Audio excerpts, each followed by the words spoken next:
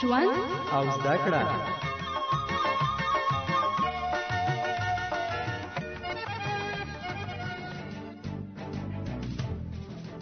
د آبادۍ غږ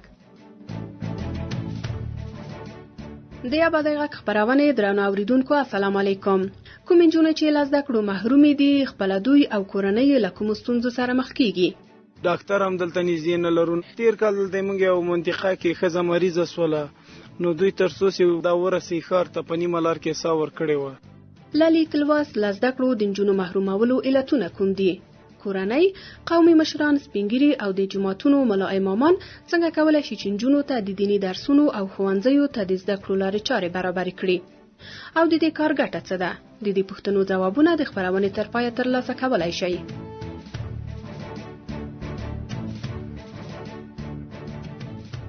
په ټولنه کې زده کړه د نر او ښځې لپاره یوه اړتیا ده. کوم کسان چې لیک لوست یې زده وي هغوی ته لوستي یا باسواد ویل کیږي، خو د نالوستو او یا له زده کړو د پاتې میرمنو شمیر د نرانو په نسبت ډیر دی، ځکه د افغانستان په یو شمیر سیمو کې ځینې کورنۍ خپلو لوڼو او خویندو ته د ښوونځي یا مدرسې د تګ اجازه نه ورکوي.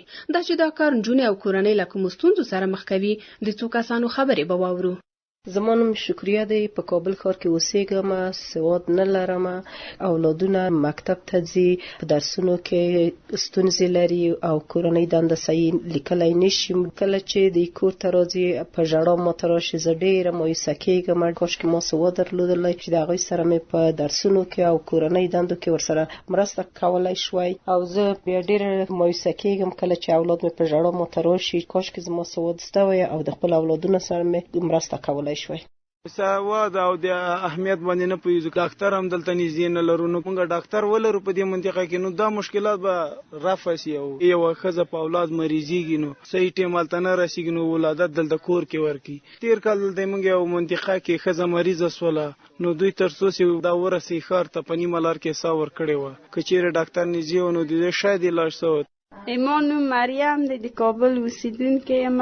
زه سواد نه لرم. کله چې د کاکا لورانې میوینم، د خاله لورانې میوینم، نورې همزولې میوینم چې مکتب ته ځي، وظیفې لري، او زه بې سواده یم. ډېره مایوسه کېږم چې ډېر افسوس خورم. په دوی معاش لري، عاید لري، د خپلې کورنۍ سره کومک کوي. زه ډېره مایوسه کېږم چې ولې به ما مکتب نه وي. مکتب خو ډېر با ارزښته شی دی.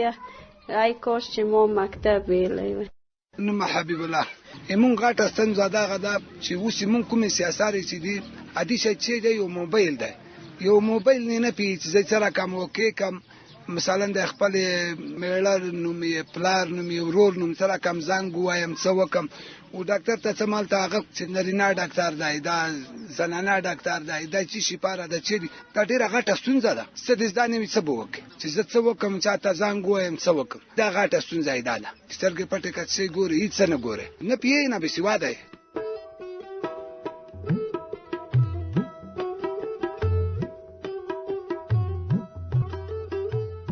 د نجونو له زده کړو محرومېدل یا لرې پاتې کېدل د دې لامل شوي وو چې نجونې او میرمنې په ژوند کې له بېلابېلو ستونزو سره مخ شي. خو پوښتنه دا ده چې څه علتونه کېدای شي چې د نجونو د لیک لوست او یا زده کړې مخنیوی وکړي. دغه یو قانون درته نه وایم، هغه خلک درته وایم چې هغه په کور کې خپل سواد ونه لري، هغه زده کړه نه وي کړې، د زده کړې نه شاته پاتې وي، هغه خپل ماشومان که ښځینه وي او که نارینه وي هغه تعلیم ته نه پرېږدي. خپل سواد چې د چا کم وي نو دغه خپل اولاد ته څه توجه وکړي. زما نوم تمنا. زم داس د درس او د لوست نه بې بهره پاتې شولم.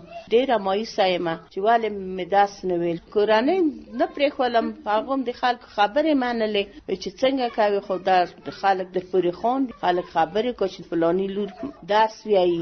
درس تنها د ور کې دی چې ور کې یو شی زده کوم، جینې شی که په کور کې د کار وکړو. خبر مې چا ونه منله، زم درس پاتې شوم. خو نو څنګه وکړم؟ نو کور کې مې څوک نه ول چې موږ ته درس ولا نه ول، ټول بې سواده ول. آګاهي ورته نشته، نه د دین په اړه، او بې سواده دی. اکثره خپل علم نه ده کړی. تر څو چې یو سړی خپله پوه نه شي، اب بل ته څه وښیي، اب اولاد ته څه وښیي، او باید د ترقي د موږ تاسو عمل کم کړي.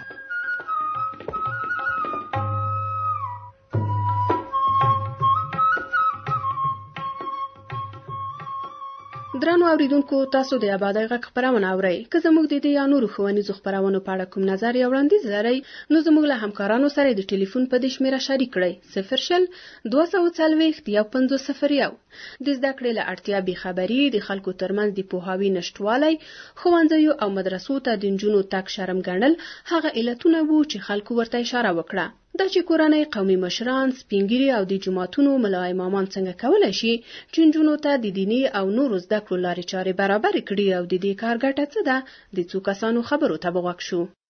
صبرینا پښتیا مدرسه ته زما قرآن شریفونه او لمونځونه د مور پلار د ترو د ټولو عزت مې زده کړلو. مخکې مې پلار قرآن شریف نه و زده د اوس چې موږ مدرسې کې د څو کاله مې اوس پلار قرآن شریف زده کړلو. مور مې اوس سپاره زده کوي ما زه ورښیم خپله بیا مې دلته ټولو ته وښیلو. نوم مې عبیدالله تخلص منګل د چولدختان کلی د چهاراسیاب اوسیدونکی یم. په دې شکر الحمدلله ډېر خوشحاله یم. زموږ په کلي کې 2 دانې مدرسې دي چې یوه دانه فعاله ده او یې باندې هم د کار لاندې ده چې ځوانان زموږ د کلي سپینګیرو د مدرسې سره کومک کوي د په هر نګاه نه لکه اقتصادي برخه ده او که د نورو فزیکي برخه ده پکې کار کوي. زما 2 دانې خورګانې دي چې یوه خور مې د مدرسې نه فارغ شوې ده قرآن شریف هم یې ویلی ده اوس په کتابو کې ده علم چې دا په ښځه هنر باندې فرض ده دې باندې کوشش کوو لکه موږ چې سوادار زمونږ د کور خورګانې دا هم زده کړې ته ضرورت لري ځکه چې زمونږ یو همسایه او زما هم ملګری دی لاړو نن د مغې د خور ثبت نام هم وکړو. همیشه دې ته ویل چې درس خو په ټولو باندې فرض دی او زما د خورګانې د مدرسې ته ځي بس ده هم خپل کور کې خپل پلار ته مور ته د خور ته ویل چې راځي مدرسې کې واچو. هغه خورم په شوق سره راغلی و چې زه هم زده کړه کوم. فایده ول پدې دي چې ورندارې ته مور ته نیا ته نور همسایګانو ته هم زده کړه کوي چې موږ په اسلام کې دغه لارښوونې لرو په اسلام کې دغه ښه کار دی دغه بد کار دی دغه ټول موږ ته وایي. نوم مې نصرالله ستانیزی زه او د ما یو ملګری تللي وو تر څو موږ یوه خور ده مدرسې کې هم شامله کړه او انشاءالله دې نه وروسته به خپل درسونه څه درسونه صفات دي هغه به په مدرسې کې ادامه ورکړي. نو د ما ملګری د روشن فکر او سیوادار هم ده هغه ما ته ویلي چې ما خویندې داسې مدرسه ده درسونه وایي نو زه هم تشویق کړم تر څو ما خپل هم د شوق تر څو خویندې مې درس وایي او مصدر د خدمت خپل ملک او خپل خلکو ته سي نو ما وغوښتل چې خپله خور واخلم یو ځای لاړم مدرسې ته او دا مې شامله کړم مدرسې کې تر څو خپل درسونه نور هلته وړاندې وسي. د افتخار ځای ده زه په دې خوشحاله یم چې ما خور سواداره او د خپل اصول او طریقه د خپل زندگی باندې پوه شي اسلام باندې پوه شي چې څه موږ ته امر کړی ده څه عصري علوم او څه دیني علوم دواړه یوه خبر ده. نوم مبارک مو مزلی خان دی.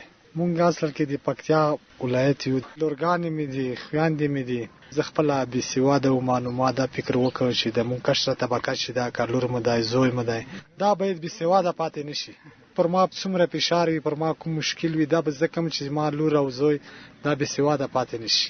بې سوادۍ کې دا مشکل مونږ ولده چې بې سواده شي د مور حق نه پېژني د پلار حق نه پېژني روژه زکات سرسایه دا هر شي نه بې برخې پاتې کېږي. دا معلومات مو ته په هغه وخت وشو د چا لور به روغله هغې احترام د مشر قدر ذات یې پېژند او صحیح تعلیم یې کړی و نو زه پوه شوم چې باید موږ خپلې لورګانې مې دي که بچیان مې دي دا باید موږ درس ته وسو دا مدرسې ته ولېږو چې دا پوه شي. او شکر الحمدلله د الله نه رضا یو درس ته یې لېږو.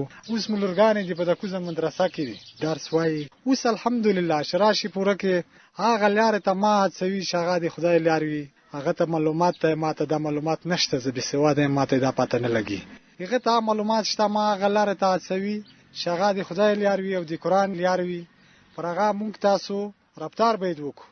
یو شمېر کورنیو د خپل مسؤلیت ګڼلی و چې خپلې لوڼې ښوونځي یا مدرسې ته ولېږي تر څو د لیک لوست له نعمته برخمنې شي. د شرایطو پوهنځی استاده عابده مجیدي هم د اسلام مقدس دین په رڼا کې د زده کړو د ارزښت په اړه ځینو مهمو ټکو ته اشاره کوي.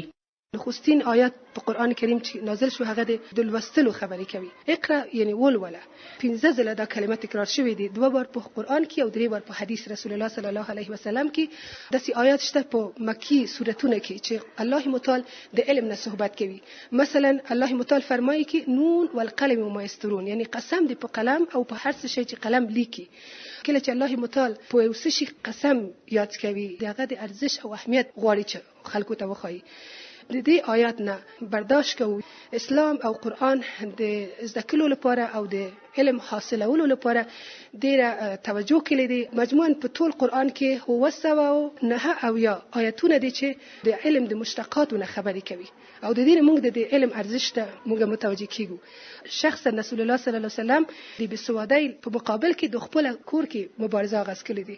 قرآن په دې باره کې په سورۃ احزاب کې فرمایي واذکرن ما یتلی فی بیوتکن من آیات الله والحکمه، یعنی ای د رسول الله صلی الله علیه وسلم شزي تاسو هغه شی چې الله متعال تاسو په کور کې د فرشته په واسطه کې تاسو ته فرمان رسوي تاسو هغه خلکو ته ورسوي. لکه حضرت عایشه صدیقه هغه د رسول الله صلی الله علیه وسلم 2210 حدیث د رسول الله صلی الله علیه وسلم روایت کړي او کله چې د صحابیات په ژوند کې موږ لیک نظر واچو هغه هم کله چې وکتل د علم ارزښت او اهمیت د رسول الله صلی الله علیه وسلم خدمت ته راغلی او هغه ته وویل چې یا رسول الله تاسو موږ ته یو ورځ مشخصه وکړئ چې هغه ورځ کې موږ تاسو حضور ته حاضر شو او تاسو کوم علم چې الله تاسو ته زده کړی هغه تاسو موږ ته ورسوي. رسول الله صلی الله علیه وسلم نه یوازې چې دغه پیشنهاد ومنل بلکې عملاً هغه ته یو ورځ مشخص کو او هغه تایید وکړو. خزینه راتله او د رسول الله صلی الله علیه وسلم علم زده کوله.